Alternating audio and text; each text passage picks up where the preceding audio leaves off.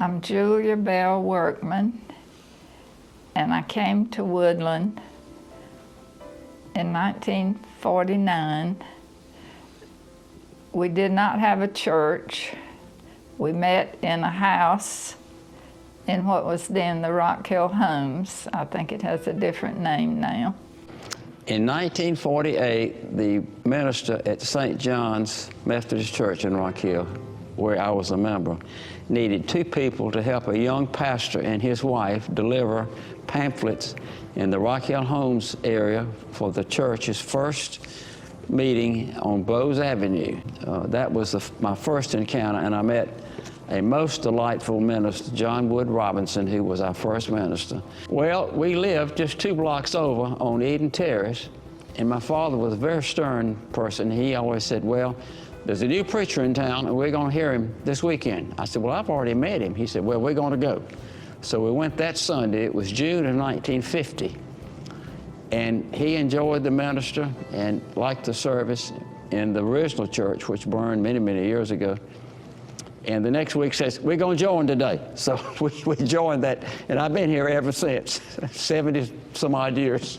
There were a lot of young people, and it was a fun time, as well as learning about the Bible.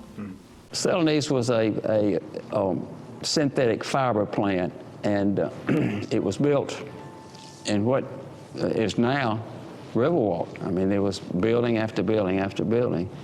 When Celanese opened in 1949, there was no church in this part of town, and we had about 60% of our congregation were Celanese employees. Celanese was a large part of this end of town, and we had such good members. They came from all over the country, up north and south, and so many people that made up a great congregation for Woodland.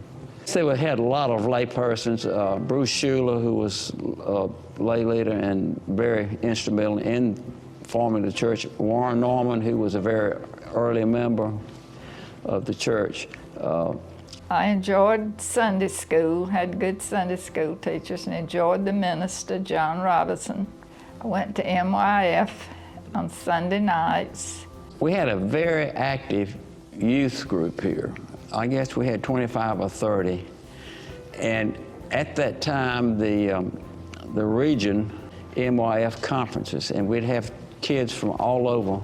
And it was a great time. We met a lot of good friends. My best friend, Bob Seeley, met his wife at one of those meetings. And we had such an active group here because there were so many kids. Nursery, middle school, and of course the high school. That made a lot of difference. It was just something going on all the time, and we never missed anything. As long as the doors were open, the light was on, we were here enjoying the church and the activities. Bobby Seeley was raised down at the end, on the corner of Woodland. We met at the church and became very close friends. We're close friends all the way through high school, all the way through college. In fact, we were the first janitors of the church.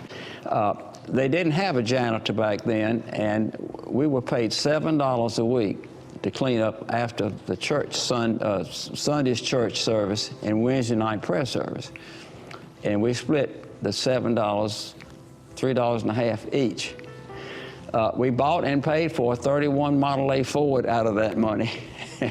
And we kept the job until it just really got too much for us because the church began to grow. They added on to the original church, and they had to find a professional janitor to take our place. But it was a lot of fun. We had a great time doing that.